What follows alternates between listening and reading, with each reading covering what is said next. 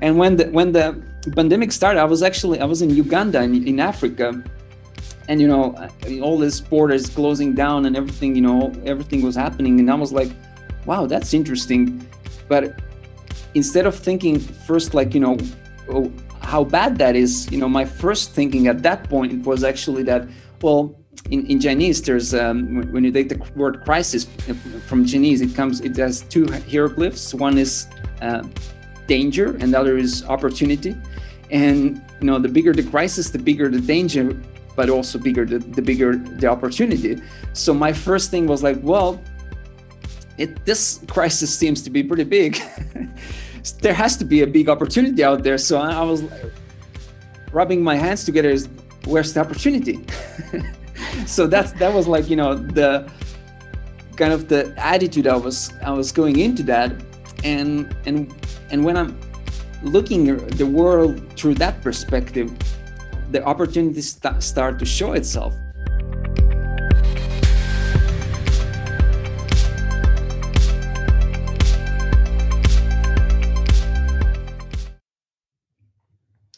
Aloha, my beautiful friends on the other side of the screen, watching this or listening, and welcome to this week's episode with Abundance in Action podcast. My name is Krista Ralakshmi-Ditton, coming to you from San Diego, California. And I call myself New Time Coach. I believe that each one of us, we have a treasure box inside. And once we open it and start to manifest these beautiful treasures inside into this reality, we can start to live our dreams on our terms. And this week, we are so happy and over the moon excited because we have a very special guest from Estonia, Roland Tokko. Welcome. Hello. I'm so glad to be here. Thanks, Crystal, for inviting me. Yeah. And I actually took extra time to really dive in and put together this really beautiful introduction. So let's kind of see if you kind of like open the book of Roland Tokko. So this is probably what it would say, like chapter this, chapter that. So let's see what it says. So Roland calls himself an average guy from a tiny Eastern European country, Estonia, who is one of the most sought after internet marketing strategists and online launch expert in Northern Europe. He calls himself a blue ocean strategist because one of his main gifts is to connect seemingly unconnectable and create blue ocean strategies in marketing and for businesses. Entrepreneur with a big mission of helping people to bring out their full potential, which is actually a definition of education. Coming from the Latin word called educe, which means to bring out potential. He got onto self-development in 2008 by reading Robert Kiyosaki's Rich Dad, Poor Dad, which led him about 1 year become a leading self-development company in Estonia. So he was one of the founders of the company called Edu Academia, Success Academy, and he keeps himself healthy with good habits and has not been sick for years. He studied economic law for 4 years in the university, even taught, even though never finished it, worked for a couple of years as an accountant. He has tried many things, including playing football, organizing a camp for musicians, or a huge music event in Estonia, and now many other bigger events together with his global cooperation partners. He has moved from fear of public speaking to sharing the stages with Robert Kiyosaki, Eric Edmeades, Jean-Claude Van Damme, Jack Canfield, to only name a few. He has done some webinar records in Estonia as well, one of the latest virtual book launches records in Estonia when he sold his second book, Elu Kutse, Life's Call or Life's Mission. And recent biggest events have been Business Survival Summit this year, which was online, and World Without Limits with some real big name presenters. And one of the core keys to his success is that he has always approached everything and everyone with a thought and mindset, how can I add value here? This has resulted in amazing team and cooperation contacts, not only in Estonia, but also globally, while he's doing more and more on what he is most passionate about. He's also playing guitar since high school, but only recently picked up singing. and has already released his first album, and he calls himself a passionate singer and songwriter of inspirational songs with educational lyrics, where he loves to combine singing and public speaking into one act called Con Seminar. Welcome. Thank you for pulling it all together. There's a lot of information there. Yeah, wow, that doesn't look like, it looks like someone who has lived like, I don't know, 10 lives or would be much older than you. How did you manage it all within such a short period of time? Well, when you get into self-development and when you get to see the possibilities that the world has to offer to you, and you get over the fears of stepping into doing things and into getting trapped with the perfection, then things start to happen fast. and the more you do, the more opportunities open, and the more I take them, the more things I get done. So that's kind of, in a short version of saying those things. Yeah. So it seems to me, when I now, like the last 2 or 3 days, I was really consuming Roland from different resources, and you're one of the few Estonians who, there was so much material that, of course, I couldn't catch up with everything, but I tried as much as I could. And one of the things which really stood out was whatever performance or presentation you were sharing, was that you really encourage people to try new things and try to discover also like what they like and so on. And I really like your approach to, bringing out people's potential, because it's very similar to what we are working with my husband about, really encourage people to figure out what's their passions and how to make it work. And especially right now, where we have maybe more challenges than otherwise, it's so much more relevant. So are there some maybe 3 or 4 tips which you could recommend people where to start when they feel that, okay, now let's say, for example, they've lost their job, maybe they even lost several jobs, and now they're totally in that blank slate station or state. And of course, it's very scary. But what could be maybe those first 3 or 4 steps they could do so that they could maybe not only start a new chapter, but really reset their lives?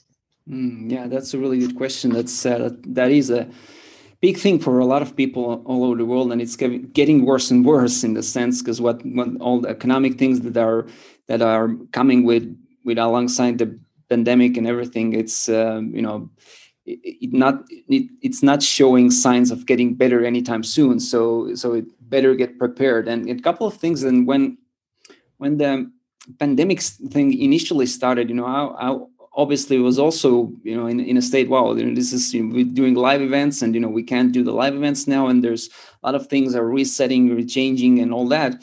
And felt a little bit anxiety and fear what's the future is going to bring. But what I understood is when I really went from my head, where most people are most times, and when we are in our head, there's a lot of fear, because we are thinking about things like, well, what does that mean? What else could go wrong with that and everything. And when we are in our head, we have a lot of fear. Instead of that, what I was doing after short time was I was focusing more on getting to my heart and really getting connected with my deep center and trying to see and feel what is that wants to come out from there. So, because the thing is, when you're in your heart, you have faith. And when you have more faith than fear, you take action. And that's kind of, I learned that from Tony Robbins at this event. And I really took that in. And I really see that whenever I go more focus on my heart, on my soul, want to come out from there, then I'm on the right track. And so what was one of the things, that's the second thing that I suggest to do that also came out, is that, well, instead of focusing on, how am I doing, like, well, everything is wrong in my life, or things are not going, I lost my job and things like that. It's about me. It's me, what's going on with me, how can I survive and all that. And instead of that, change the focus to how can I serve? How can I serve in this situation? What are some of the strengths or skills or things that I know that could serve during that time right now, and who are some of the people that I could be serving. And for me, one of the things was, when all this pandemic started, I saw and understand there's a lot of people who have done like things physically. Is it like their seminars or whatever they've done? Now they have to change to virtual. And a lot of people didn't have the experience, but I have done webinars and online courses and things for years. So that was one of the things that I saw that I can bring to the table right now in this situation. And when I changed the focus to that, so how can I help people? And I started to find the ways. And this made, first of all, me feel a lot better. And secondly, I started to see opportunities as well with that. We had you mentioned about my second book that came out. We found a way to do a virtual book launch that ended up being the largest book launch ever done in Estonia in terms of the number, because physically you only have the bookshops. They have some capacity, but online you can bring as many people as we want. And we did a huge online book launch, and on next day we were number one in the bookstore.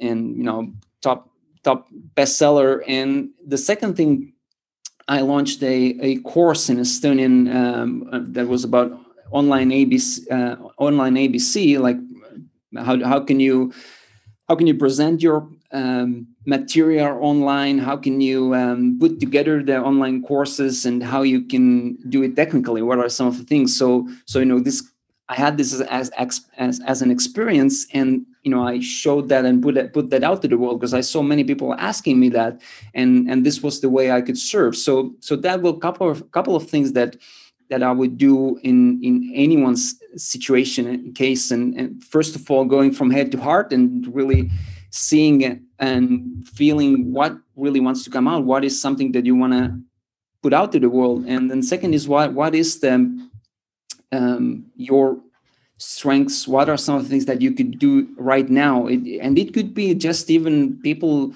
in your close circle. It could be your family members. It could be other people, your friends who are in trouble. And if you find a way you can serve them, at least you get into the situation or where you feel a lot better. And when you get to feel a lot better, then you will be more creative. You will find more ways to find other opportunities to also bring in some income during that time. So then these are just a couple of things that I would do as a start.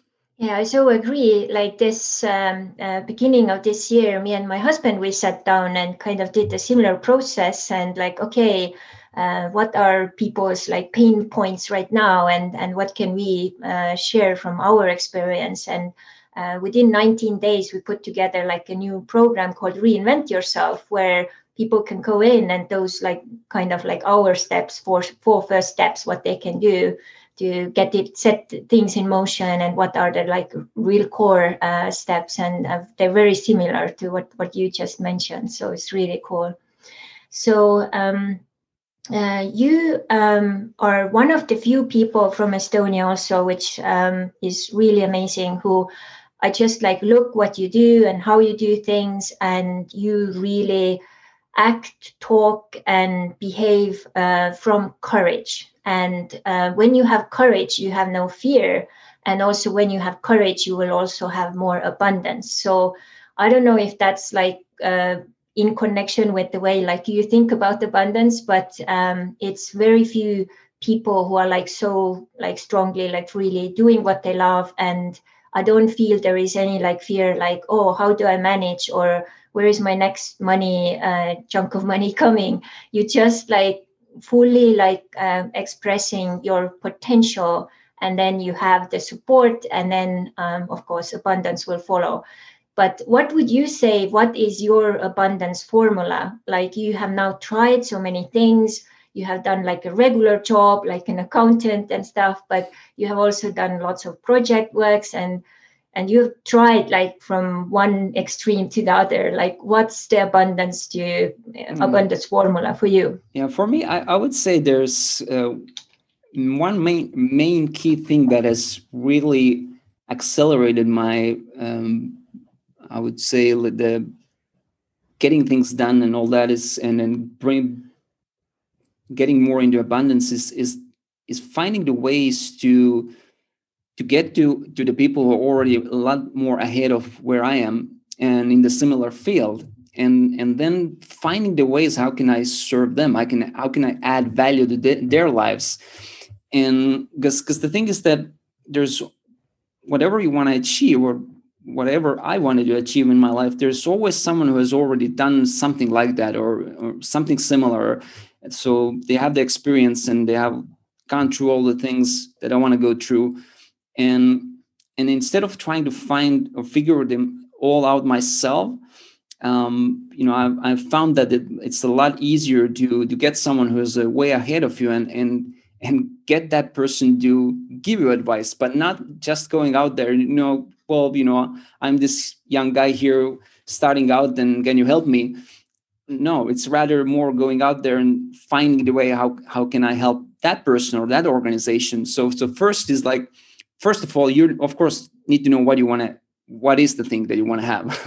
what is in what area in your life, or what is the thing that you want to achieve.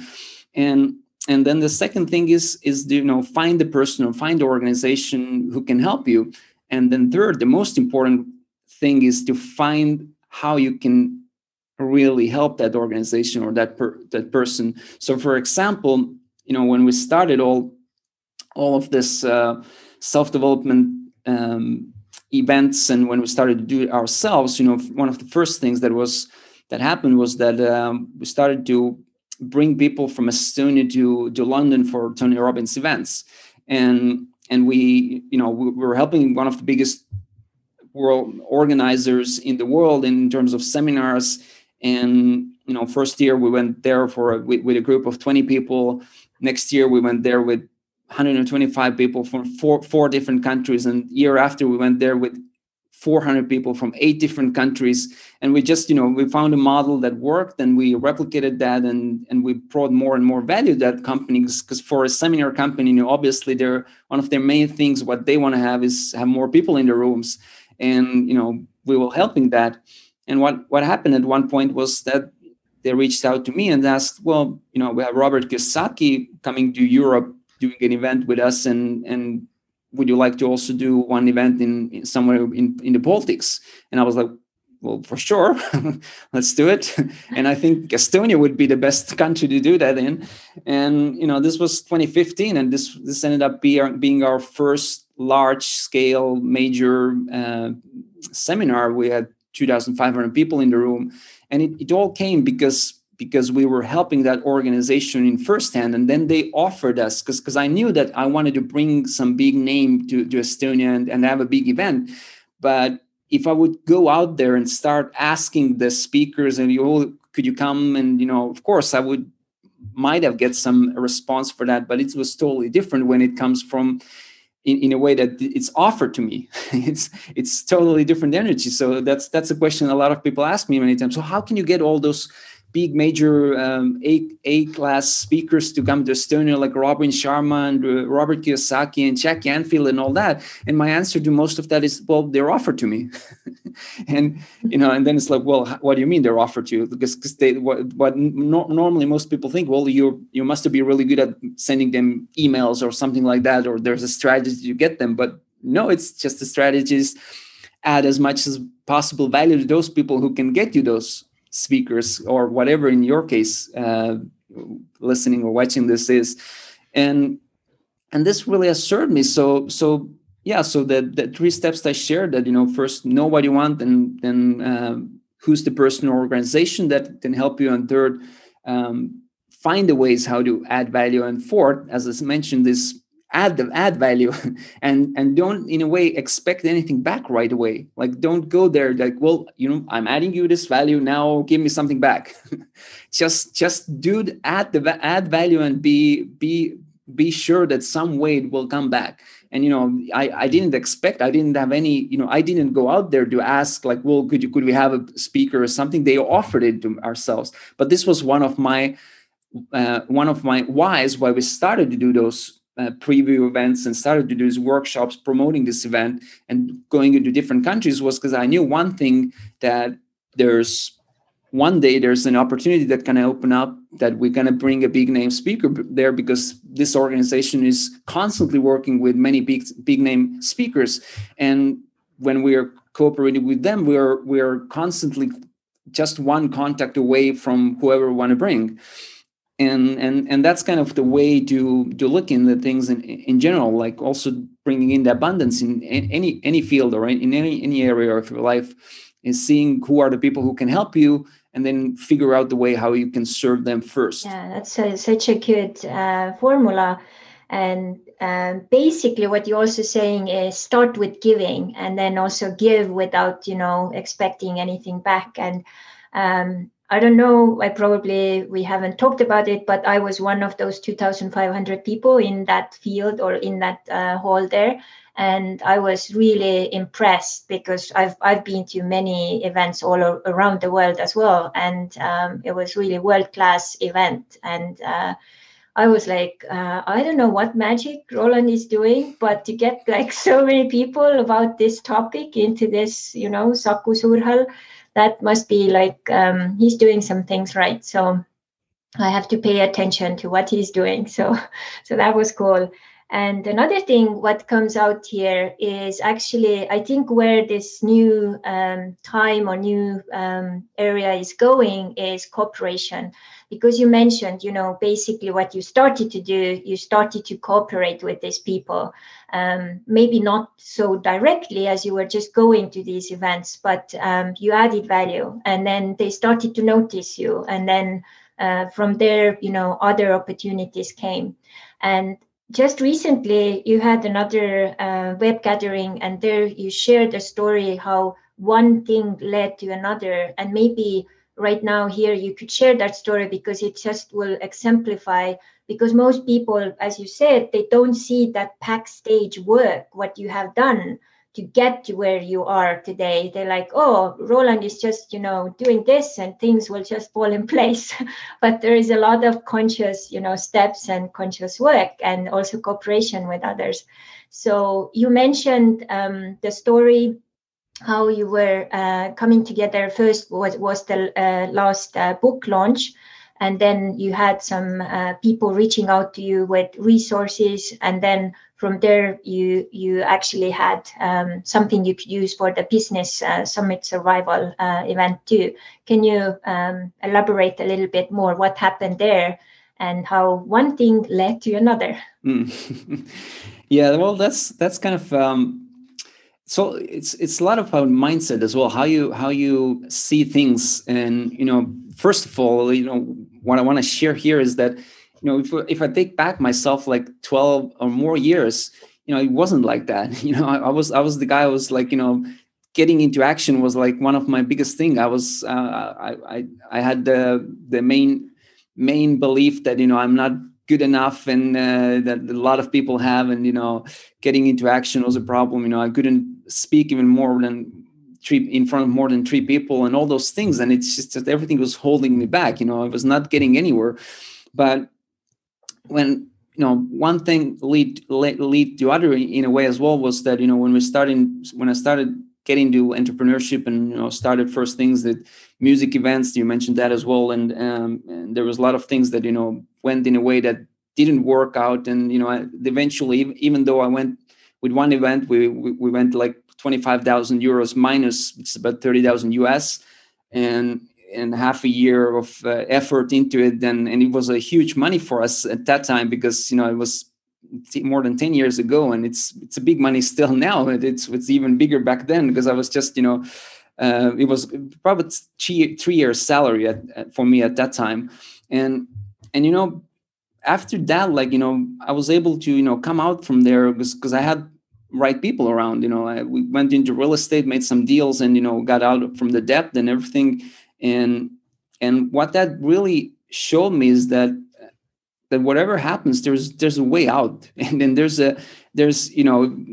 you find a way, because when you're opened and when you have the right mindset, that you feel and you believe that you can find a way.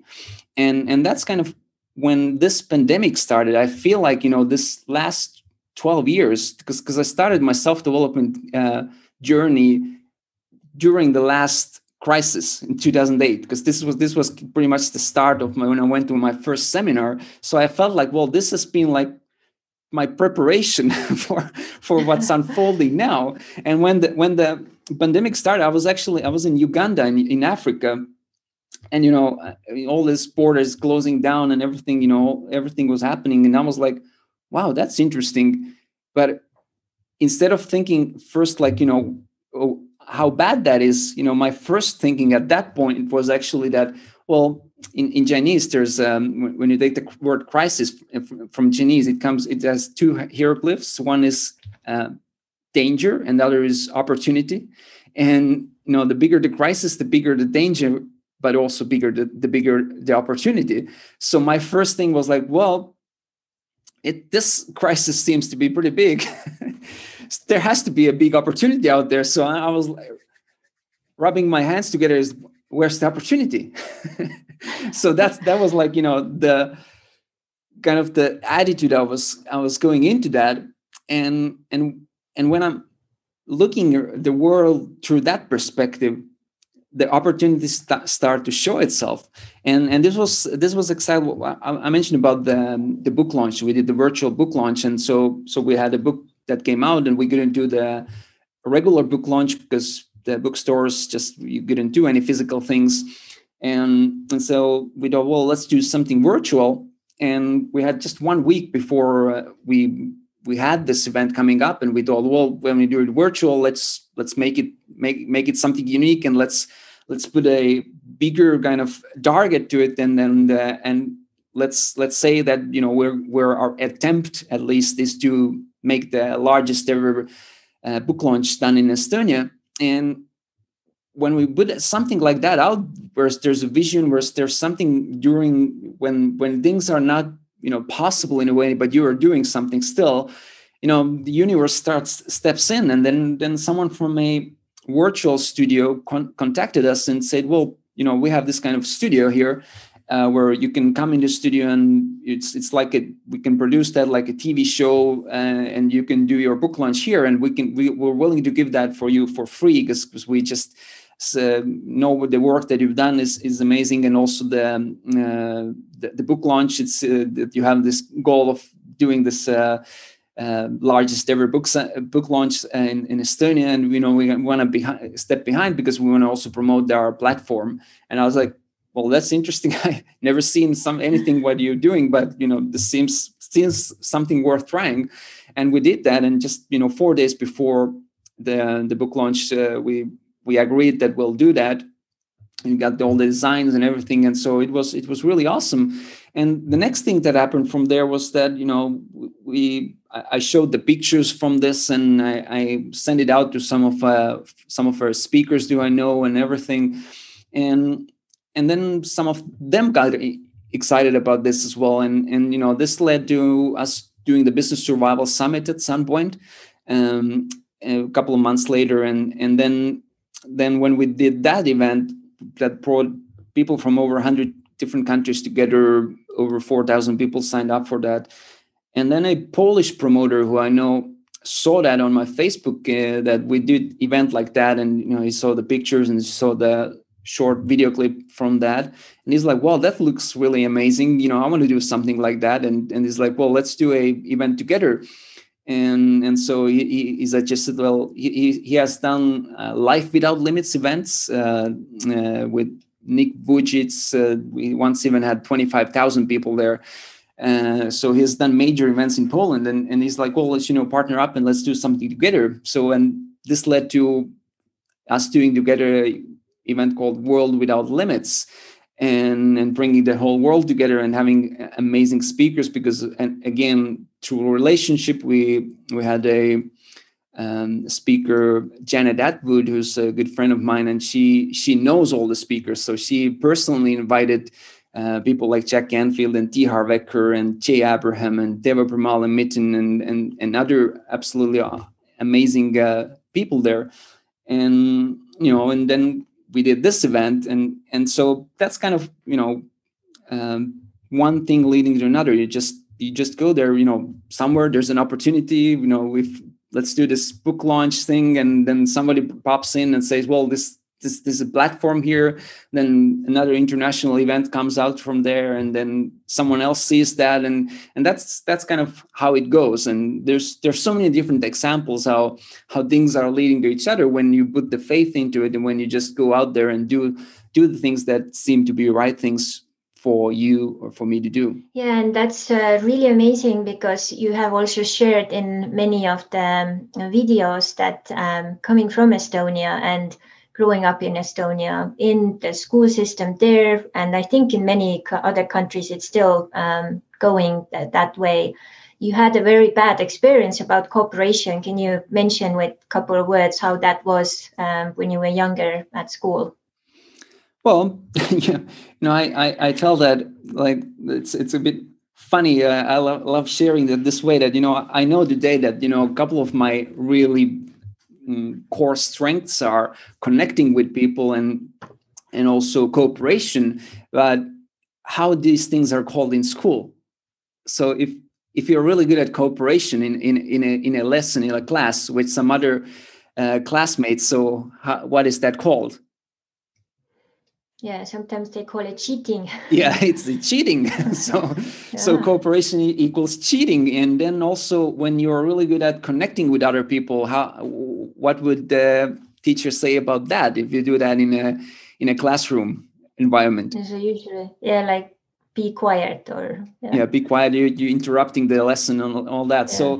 So what I learned really fast in school was that, you know, cooperation equals cheating, and connecting with people equals interrupting. So these are bad things. So coming out of school, I didn't know that these are my strengths.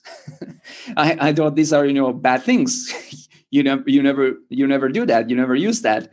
And then, you know, coming out of school, I think, well, you know, I kind of got also the math, like, you know, I was kind of okay with that.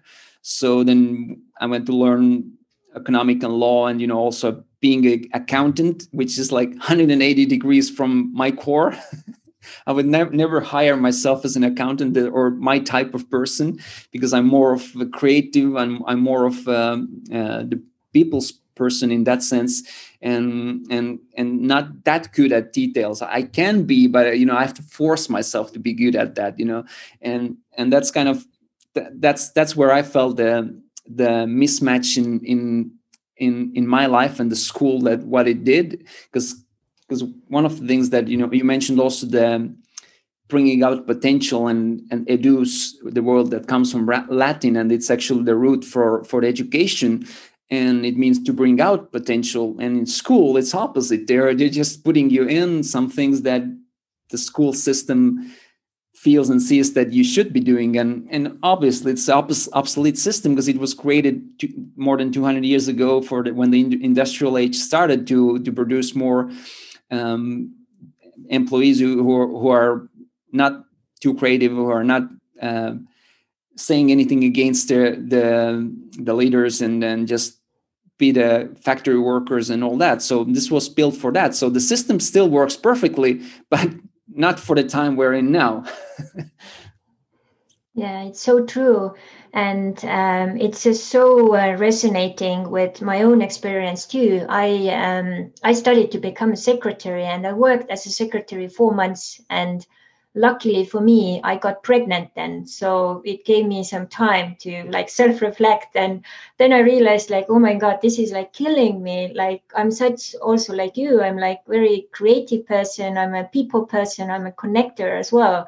And luckily my life was going in like kind of forcing me to a different direction. And starting to study social anthropology and filmmaking and all of those things, and traveling a lot. So all in all, it's just that courage to jump in and figure out like, okay, the strengths and weaknesses. And I really like the way you look at that and encourage people to do that. So in this process, another thing which I struggle myself still, I actually have made some progress this year. I've got some help. I have a helper in Estonia who's helping me with my business in Estonia. And we also have another outsourced virtual assistant group from the Philippines who is helping us with the US company here. So I know so many people who are also starting now, or maybe they even have had their business for a while. One of the main struggles which may pop up is how to delegate, how to let go. And there was another video where there was someone who wanted to have, it was like a farm in the Alps or something. And you were like kind of doing a really interesting coaching process there with this guy. And your main point to him was like, you can take like 10 years and go through like several universities to learn everything. But by that time, maybe that dream is like already like outdated, or there is something else happening. So I so resonate with that idea that we need to learn how to delegate. And you obviously have managed that. And maybe you have some tips, maybe also 3 or 4 tips you could give to people. What would be those first things, how they can get out of that, as a entrepreneur, you wear all the hats and you do everything, and then you will never scale. You will always be where you were. So yeah, well, I'm still learning, but yeah, there's definitely many things that I have learned also already and have made progress. And there's, I think one of the things is really first understanding what are the things that you are really great at, what are the things that you are the best at, and that really brings you joy, and that's kind of the first thing to start from. This when you know those things, it's kind of easier to see also what are the things that doesn't click that much for you, and then also have the understanding that for every role that you don't like or even hate, that there's actually someone out there who loves that. And having that in mind is that if I put that in a bit more painful perspective, is that whenever you're doing things that you don't like, you're taking someone else away an opportunity to do something that they love. So ask yourself, do you want to do that? No. I guess the answer is no. Yeah. And that's one of the things, and really understanding, because what makes it so much easier for me today in a way is that I so clearly understand what are the things that I really thrive in, and what are the things that I also don't like doing, and what are the worst things for me to do, and that also comes into, in terms of entrepreneurship, starting a business and all that. There's one thing to think of is that, do you want to start it only by yourself? You're one founder there, or what I've been going into with several businesses that I've started is that I'm not the only founder there. I have other people as well, because I know that I am the artist type. I have the person who's really good at coming up with creative ideas, what to do, and have like be in front of people and do things like that and strategize. But I'm not really good at managing things. So if you're not yourself, if you don't like managing things and taking the idea and making it happen, leading the team, managing the team, then you need someone who's good at that. And it could be someone who's also a business partner for you, but it could be that this is hired in. And also you need someone who's really good at strategizing in terms of the numbers, who really looks at projects and sees that, is that worth also taking on in terms of the profit and everything like that. Because when I first started with the music things, one of the big problems there was that I had another business partner there and we both were artists, and we both wanted to do the same things, and we both didn't want to do the same things, and as I was a little bit less artist at that time, I get to take the things that all the managing side and everything like that, and I didn't like that at all, and then a lot of things got done poorly, or we just made projects that weren't profitable, and and when we're not profitable, we just a big mission out there. Then the problem is that the mission can't last, or it can't get going. You need to also get the profit side in. So you have to have both. You have to have a big mission that really serves the people, but you also need to make it profitable, because if you don't, then it doesn't last too long. And that was kind of the thing for me for the first business. So now when we started the company in Estonia, then we had 3 founders for that company, and I knew I'm the artist type. I had another person who was the manager leader type, and the third person was more of the strategist, who was always asking the right questions and seeing also, is it worth doing that? Is it also profitable enough? And that kind of has helped a lot. And also now when getting into doing new companies, I always look that there has to be right people in the place. So for example, the Better You Academy, the banners you see as well, this is also, there's 3 founders, but also we hired someone right away to run the operations side of it. And now, this makes it a lot more fun for me, because when I come to do our webinars or masterclasses, whatever we do, he's doing all the pre-work, and I'll just show up to do the things that I enjoy the most, and where I bring in the most of the value to the company. And that's kind of the way to look at it. It's what are the things that you are really great at, then what are the things that you aren't, and then fill the gaps in terms of those roles that you aren't great. Yeah, I so agree. Prior meeting my now being husband, I was like a complete artist, gypsy type of healer, coach out there in the world. I had like no home base. I traveled from country to country for almost 6-7 years. And when I met him, he is an investor working with real estate and, all those things. So he has numbers, he has strategies. So when we started to do business together, this was completely new world. And then now I can focus more on, my artistic thing. I can produce the content or do the videos or write or whatever. And then he can take part of Kajabi and tech stuff and budgets and all of those. And oh my God, what the difference that makes, it's you enjoy it much more. Exactly. Yeah.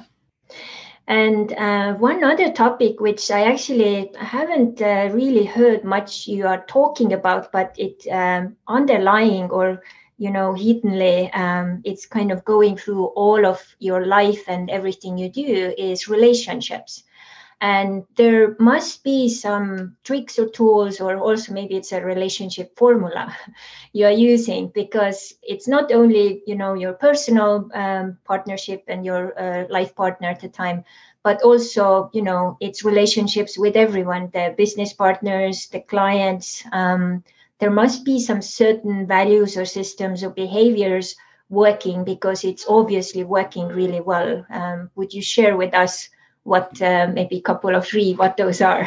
I think one of the biggest things that has really worked for me in that sense is building these relationships, and what's the key over there is it comes pretty much back to what I shared initially, is that when you go to someone, you don't go there, trying to get something from them right away, and going there, oh, can you give me this? And instead of thinking more of how can I serve, but how does that relate to meeting someone new that you don't know and wanting to really have a long-term relationship or have something in relationship that will work for a very, very long time. So, for me, that when I'm meeting with someone that I don't know, and even those people who I know, but especially when I have the first meeting with someone, I always have a list of things that I want to kind of accomplish,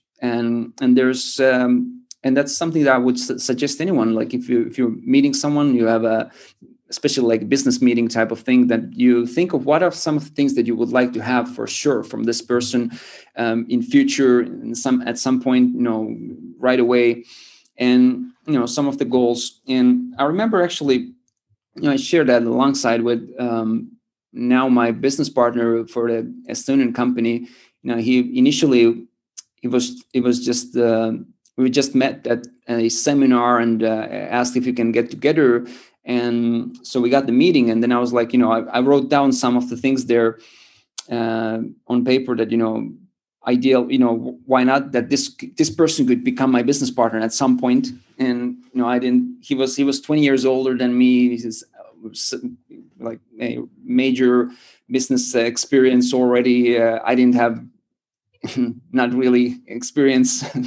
and so, I wrote down different things. And actually, we were planning at that time to do like bring some event in Estonia that he and I knew has been part of, and we got together, and we had the discussion, and I saw that it's not really there, that there's point for us to do something together right now. So then what kicked in is that something that I always have also on the list is building the long-term relationship. And whenever I see that, there's no point for me at the moment to ask something for that person, or he's not ready or she's not ready for moving forward with things, then I put the long-term relationship first. And I don't ask anything, or I don't, go anywhere. I just, do my best to understand where the person is, what that person's needs and values and goals and dreams are, and just to see if there's any way I can help that person in that sense, or even if not, then just have a great conversation and make that person feel good, because it's always people remember how you make them feel, not what exactly you say. So that's kind of my goal as well, to make them feel better, to some way lift them up a little bit. But really the most important thing there is the long-term relationship, putting that first. And I've seen that serve me so many times. And with the same example, I met with that person, nothing happened for a year. Then we met again somewhere, and then I asked at some point, well, could you become my mentor? Just because you have much more business experience than I have. And he said, yeah, sure, I'm happy to do that.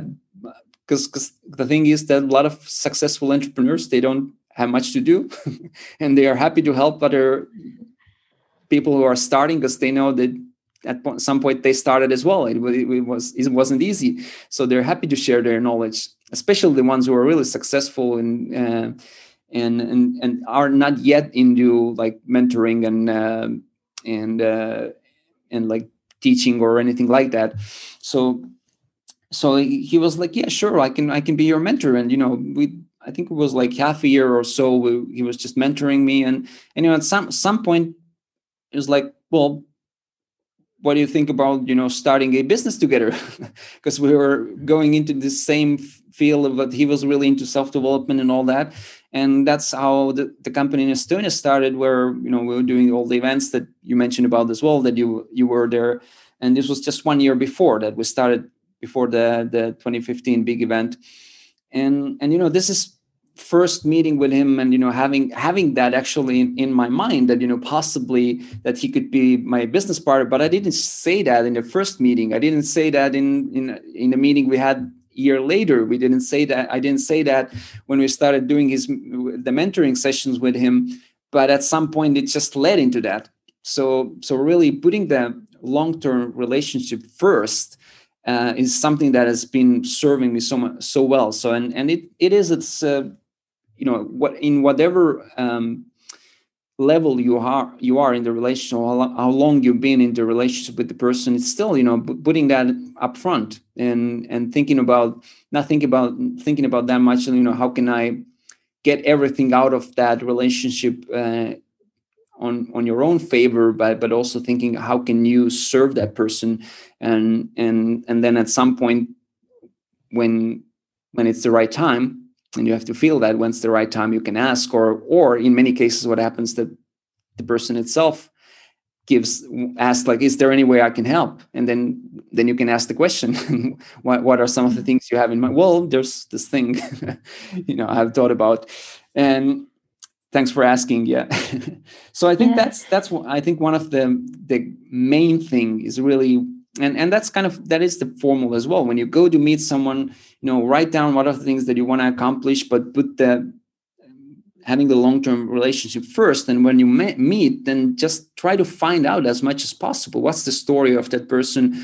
What are the goals, dreams? What are the challenges? And see if there's ways you can either help that person overcome the challenges or help that person get closer to the dreams or their goals. And in many cases, for also the people who are really a lot more successful, they might want to get into some new field. Like, maybe someone wants to, some really successful entrepreneur wants to start playing some music instrument, and you might happen to play that instrument, for example. And it's like, well, I can do some lessons for you if you want.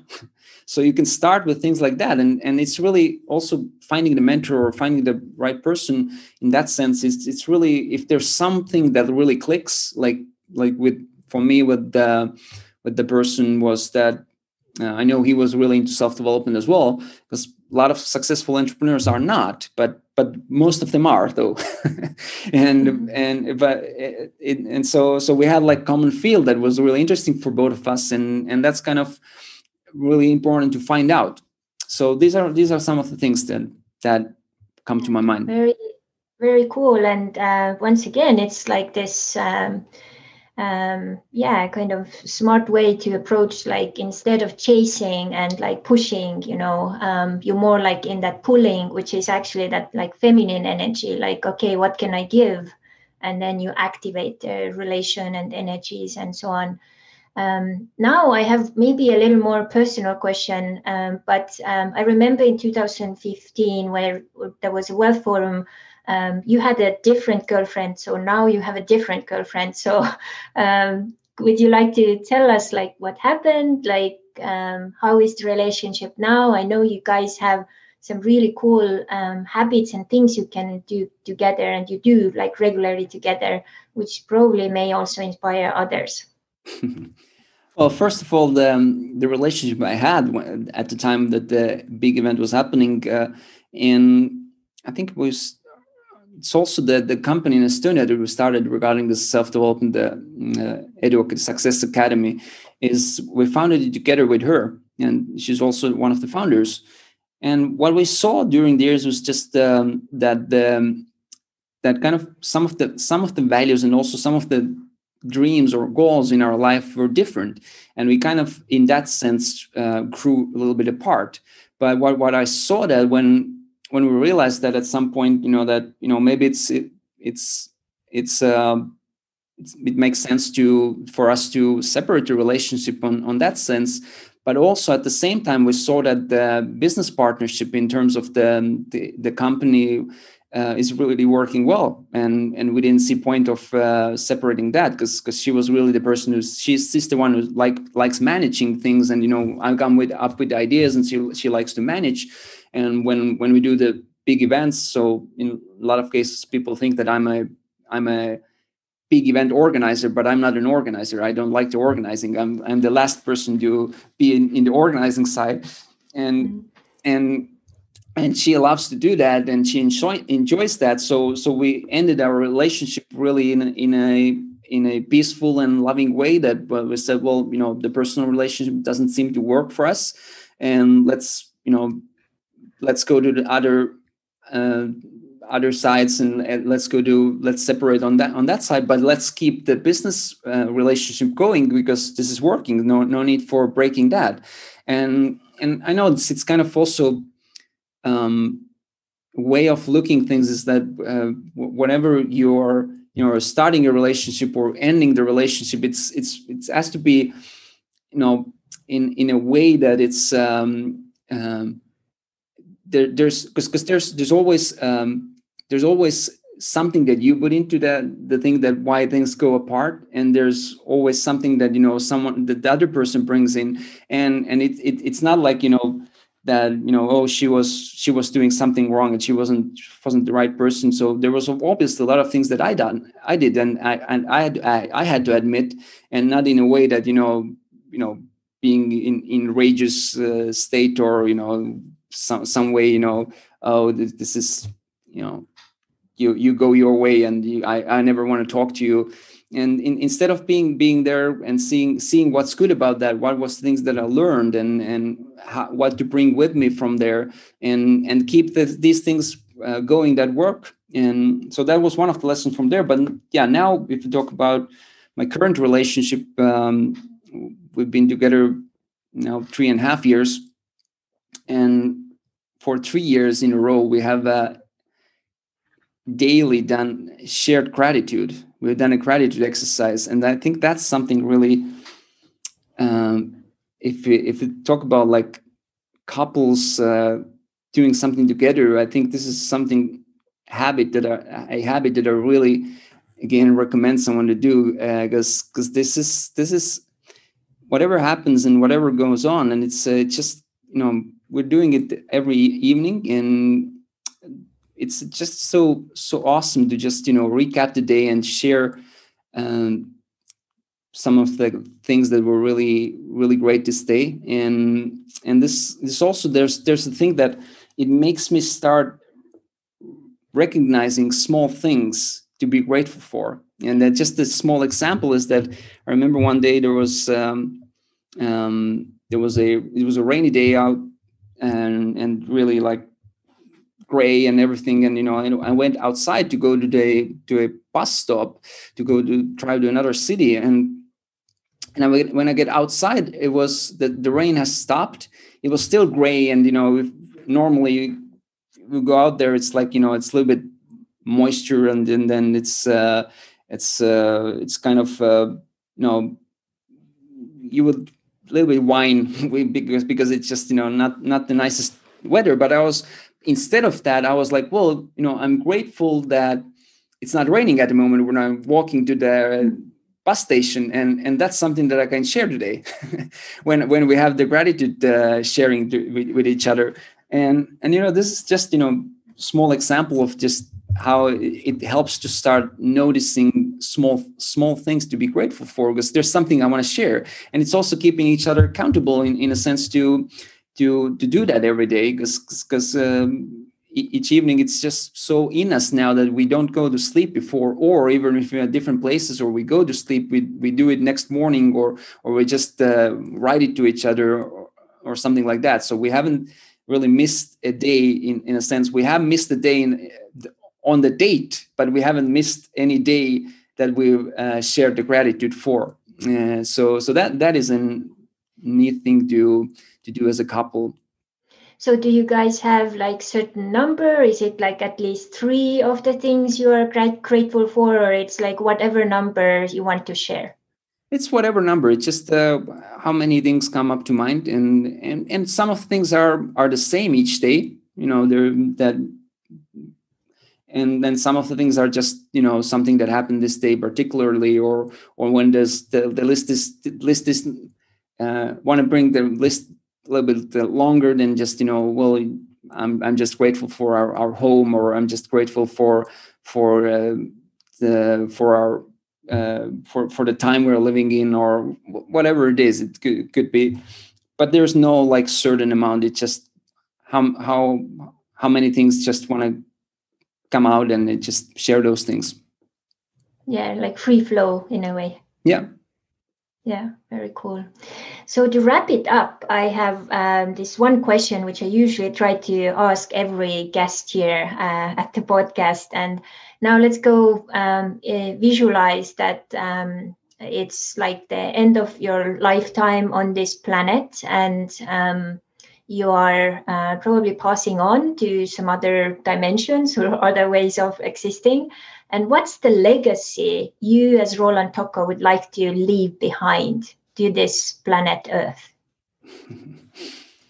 Well, one thing I feel is that I first want to be inspiration to myself and do things that inspire myself.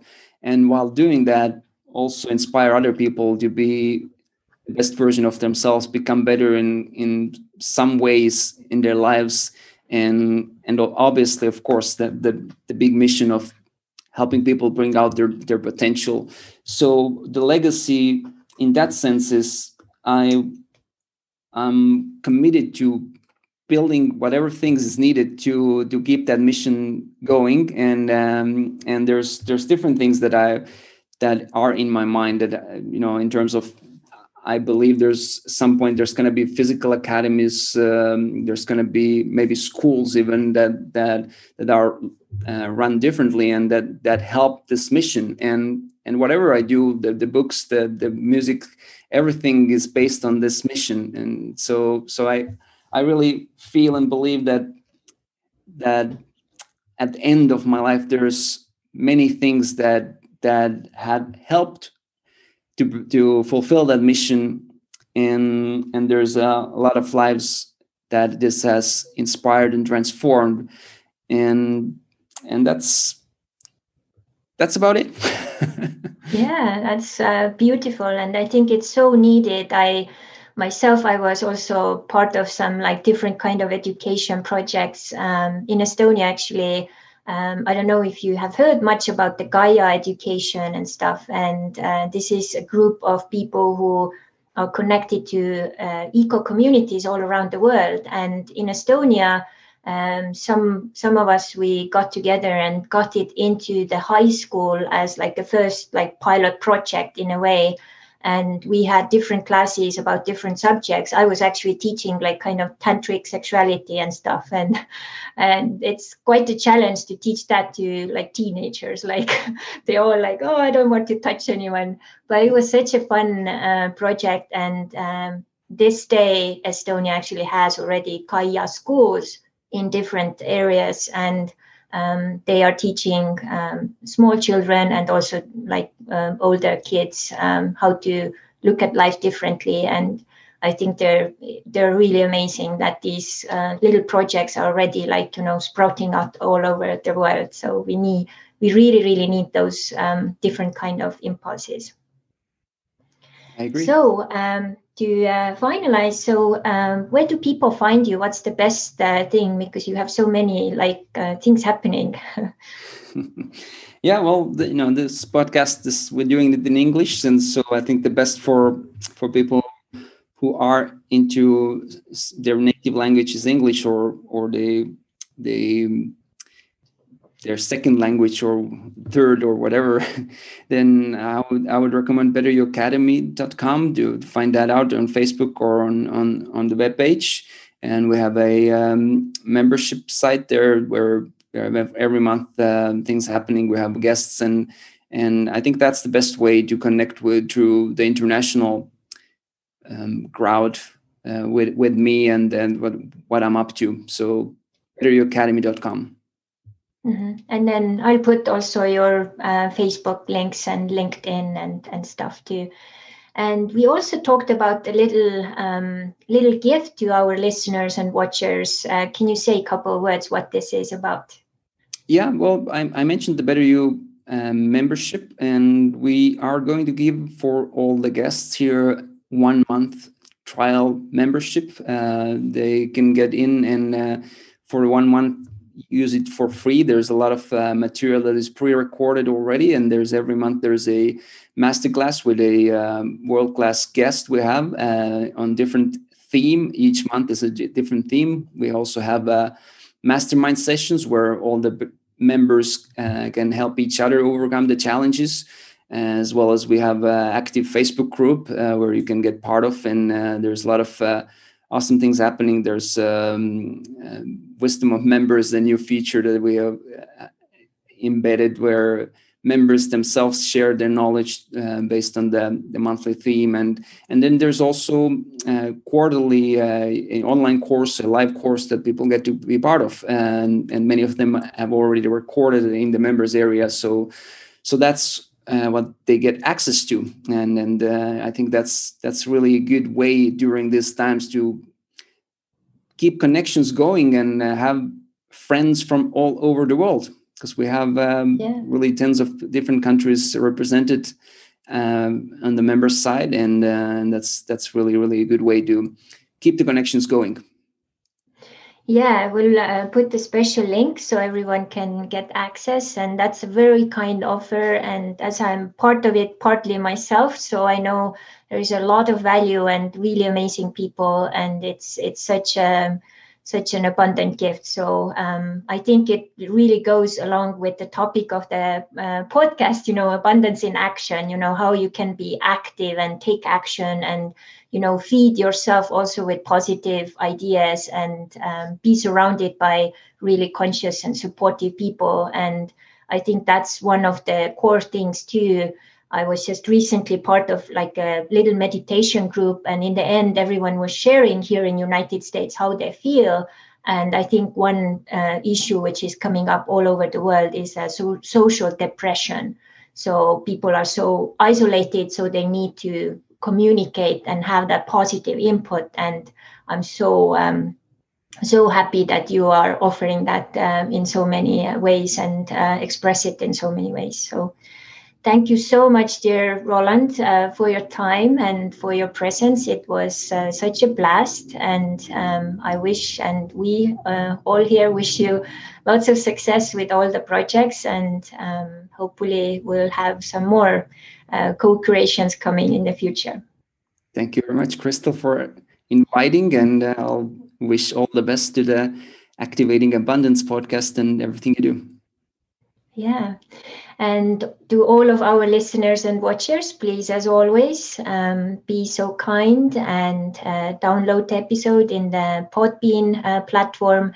And later, when it comes out to YouTube, please also share it in social media through Messenger, share it on your Facebook wall, whatever ways. And if there is anything you would like to share with us or comment or support, we are open to receive that or even co-create. So let us know. And may you have lots of abundance and lots of opportunities, whatever you are doing and co-creating with everyone in your life. Thank you.